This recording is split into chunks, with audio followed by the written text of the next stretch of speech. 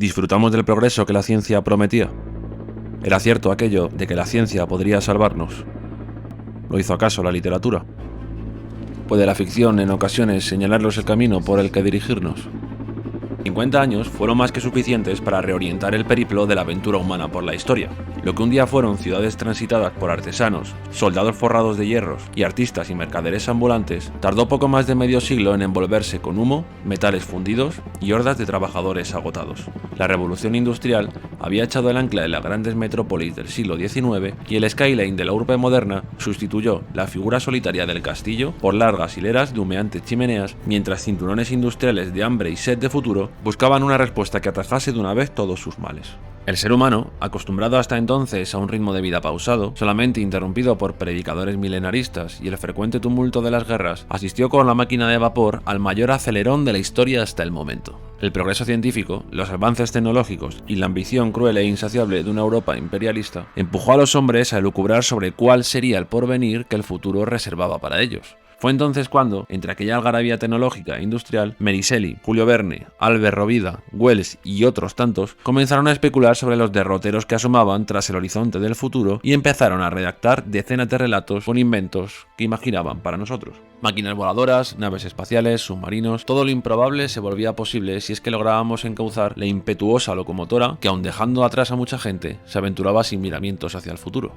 Pero, ¿qué hubiera sucedido si la electricidad no hubiera sustituido al carbón? ¿Qué mundo viviríamos hoy si los avances del mundo digital no hubieran desbancado al analógico? ¿Y si los inventos de los que hoy nos valemos se nutrieran del carbón, grandes válvulas y enormes colosos de vapor? Muy probablemente viviríamos en un mundo semejante al que muchos autores imaginaron en sus obras. Un mundo con un aspecto extrañamente anticuado, visualmente obsoleto y algo irreconocible teniendo en cuenta la ausencia de tendidos eléctricos, dispositivos digitales y rótulos eléctricos de todo tipo. En este mundo, la codificación digital es sustituida por una estética industrial, victoriana, anticuada, pero indiscutiblemente moderna. A esto, hoy en día, lo conocemos como steampunk. Y aunque pueda resultar extraño, el steampunk, amigos, está en todas partes.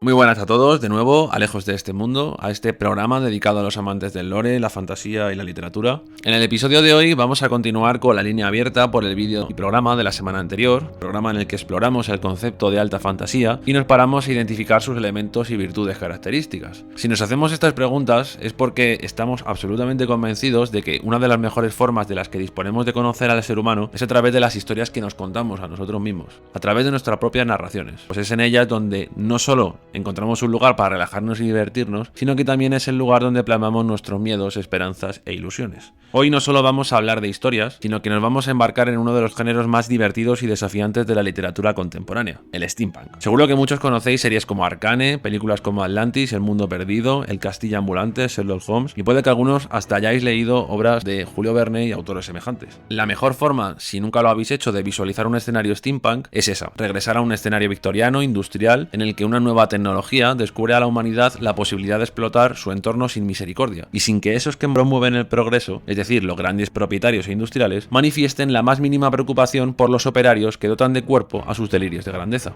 por solamente un par de raciones de alimento. Una vez que ya estamos aquí, en esta región de ferrocarriles, pistones cobrizos, penachos de humo brotando de la chimenea de las fábricas, tratemos de pensar cómo los lugareños imaginaron en su futuro qué tipo de sociedad deseaban y qué tipo de problemas concebían para su porvenir. Muy probablemente, los pioneros del mundo industrial se imaginaron un mundo próspero, una sociedad en la que todas las carencias materiales habían sido parcheadas por los avances de la ciencia y en la que la delincuencia, la desgracia y la inmoralidad hubieran encontrado su remedio tanto en la educación como en la medicina o incluso en la genética. Esto fue lo que muchos pioneros de la ciencia ficción plasmaron en sus primeras obras, algunos proponiendo soluciones, otros aumentando la escala del problema, y sin embargo no pudieron evitar proyectar en su imagen del futuro el aspecto del mundo tal y como lo conocían en aquellos tiempos. Y es que al no haberse extendido otra forma de energía que el vapor e ignorar otras posibilidades, muchos de sus inventos literarios basaban su funcionamiento en esta calurosa tecnología.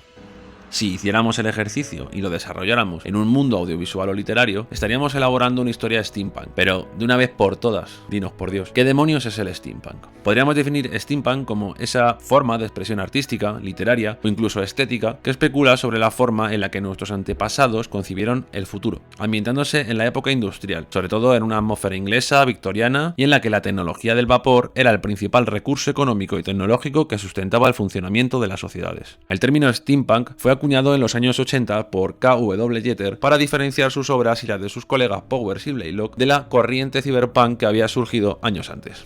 Él mismo definió su obra y la de sus colegas como fantasías victorianas, historias ambientadas en el mundo Steam, es decir, un mundo de válvulas, calibradores, medidores de vapor y pistones, en la que la sociedad vive en una inestable comodidad aun a pesar de los excesos de la ciencia y cierta opresión económica. Su tono y estilo hacen cierto énfasis en las desigualdades económicas del modelo productivo, señalando la hipocresía evidente de un discurso del progreso tecnológico que solo reparte sus beneficios entre aquellos que no se manchan en las fábricas. Arcane es un ejemplo estupendo de esto. Sin embargo, la acidez de su discurso no llega a proponer escenarios tan distópicos como los de su hermano Cyberpunk. Arcane es sin duda un poquito Cyberpunk, pero su objetivo, si es que tiene un objetivo mayor que el de rescatar una estética y otras formas de imaginar nuestro presente, es el de especular acerca de los derroteros de la vida moderna si hubiera recorrido sendas tecnológicas diferentes. A fin de cuentas, el steampunk consiste en proponer invenciones futuristas desde la estética y la conciencia victorianas que desemboquen en nuestro propio calendario. Todo esto de lo que venimos hablando se entiende muchísimo mejor si recurrimos a dos términos muy populares en la literatura de nuestro tiempo: ucronía y retrofuturismo. Hablaremos en profundidad de las ucronías en otro programa, pero podríamos definirlo un poco por encima diciendo que la ucronía es un bosquejo narrativo que especula acerca de qué pudiera haber pasado si tal cosa del pasado hubiera surgido de otra forma.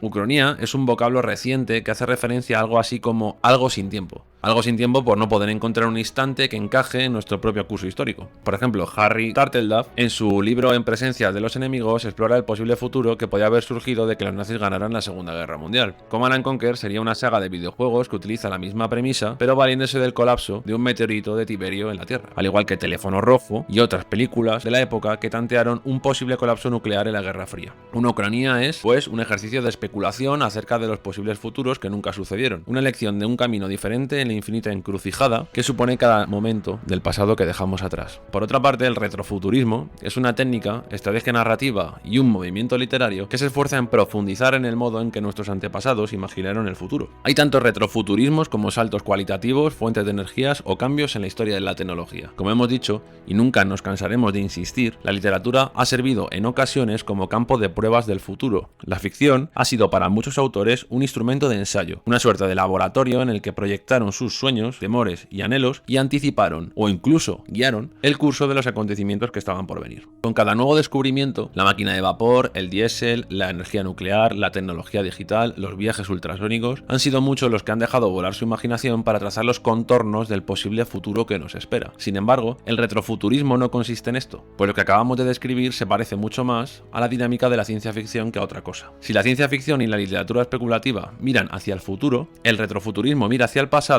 para comprender o especular acerca de cómo el pasado miraba al futuro. Menudo lío, ¿eh? De este modo, el steampunk no es solo un ejercicio literario que se divierte en imaginar falsos futuros pasados, sino un trabajo serio de investigación histórica que busca, a través de los sueños de nuestros antepasados, saber cómo se hubieran desarrollado ese pasado si hubiera seguido otro camino. Y eso implica no solo una cierta dosis de creatividad, sino un conocimiento comprometido de las bases científicas del momento, del desarrollo tecnológico a explotar literariamente y de la estructura social del momento histórico en el que se va a basar la novela.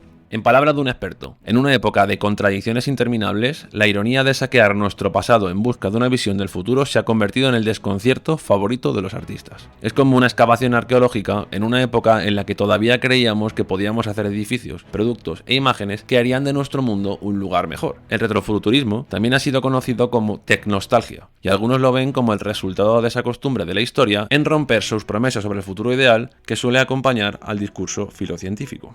Pasemos ahora a hablar un poco sobre los temas que suelen abordarse en este género. Si en el vídeo anterior hablamos de que en la alta fantasía los conflictos principales solían ser eso que conocemos como los grandes temas, es decir, la lucha del bien contra el mal, la resolución del mal histórico, el derrocamiento de un tirano, el steampunk, por tratarse de un género más especulativo y pseudocientífico, aborda temas más mundanos, más sociales. Es por eso que nos podemos encontrar con historias que ilustran la explotación laboral de los obreros en las fábricas, las condiciones insalubres de los lugares de trabajo, la falta de recursos y atenciones de las clases desfavorecidas y, a fin de cuentas, la evidente diferencia y desigualdad que existe entre los promotores retóricos del progreso y aquellos que se encargan de materializarlo, jornada sí, jornada también. Steam Boy es un ejemplo perfecto de esto y del tipo de trama que se encarna. Sin embargo, hay veces que esta desigualdad no es fruto de una explotación directa, y el drama se observa en el contraste entre dos ciudades diferentes. Por ejemplo, aquí podemos regresar a Arcania, a las dos ciudades de Dickens, historias que nos muestran de manera desgarradora dos modos opuestos en los que el desarrollo tecnológico se presenta y en los que sus vicios y virtudes se reparten de modo poco razonable. Todo esto, claro está, ambientado en un escenario en el que lo industrial, la irrespirabilidad del ambiente de las fábricas y el rostro más insalubre del progreso envuelven el ambiente de una trama victoriana, añeja, y que refuerza el estilo y carácter del género. Este ambiente, travieso, pícaro y divertido, suele traer historias llenas de acción y la persecución de venganzas personales.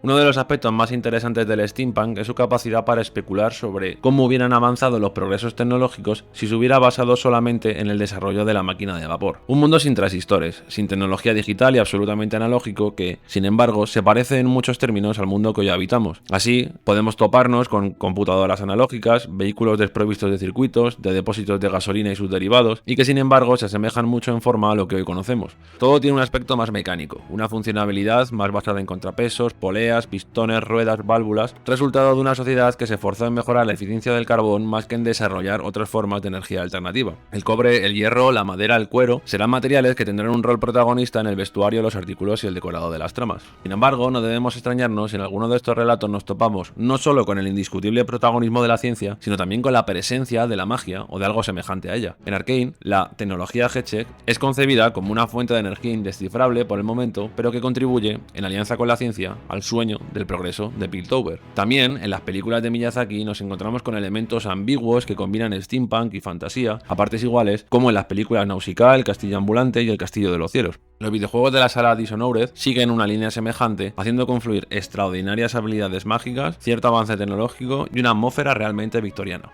El steampunk, pues, con el paso del tiempo, ha trascendido al ámbito de lo exclusivamente narrativo y ha conseguido consolidarse como una estética y forma concreta de mirar al tiempo. La filosofía del hazlo tú mismo ha calado hondo en esta estética y ha hecho que la gente se lance a diseñar sus propios enseres steampunk. Esta estética, desde luego, bebe del mundo que clásicos como Verne y Wells nos legaron en sus numerosas obras y del espíritu creador y aventuresco que se respira en cada una de sus especulaciones. En conclusión, el steampunk es un género propositivo y exploratorio en el que el ser humano no solo se acerca a su historia, sino que tantea la silueta de lo posible de la mano de la ciencia y lo fantástico, en un ambiente de vapor victoriano. Con esto, pues nos despedimos un día más. Esperamos que el vídeo os haya servido para conocer un poco este movimiento y que os haya gustado. El steampunk es un género de la literatura especulativa y pues nos gustaría muchísimo que esto os hubiera animado a leer, a disfrutar y a reflexionar sobre los dilemas que propone cada una de sus historias, porque es que al final el steampunk, como muchas otras manifestaciones de la cultura humana, se formula preguntas fundamentales para el sentido de nuestras vidas. La literatura no deja de ser una forma alternativa de intentar solucionar los grandes enigmas que en nuestro día a día pues pueden orbitar sobre nuestras cabezas. Así que nada, pues nos alegra mucho vernos una semana más. Si os gusta el contenido, pues podéis compartirlo con vuestros colegas, amigos, amigas, que ya sabéis que nos hacéis un favor muy grande. Y nada, pues un abrazo y nos vemos en la próxima.